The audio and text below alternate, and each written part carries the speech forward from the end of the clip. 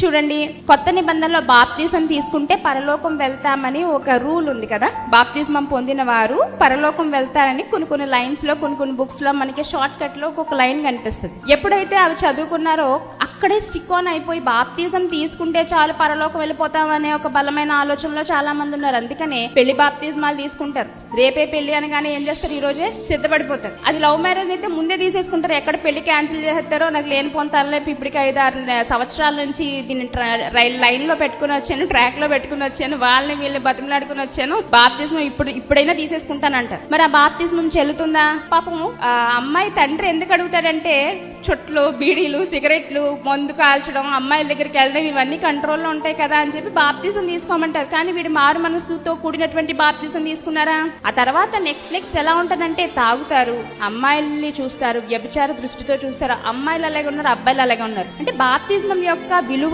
అర్థం కాలేదు. సో ఇలాంటి మార్గంలో ఇరుకైన మార్గం, ఇది విశాలమైన మార్గమా? ఇరుకైన మార్గం అనుకుంటున్నటువంటి విశాలమైన మార్గం. సో మేలైన మార్గాన్ని ఎప్పుడైతే గట్టిగా పట్టుకుంటామో ఈ చీకటి మార్గాల్లోకి వెళ్లకుండా ఉంటామండి.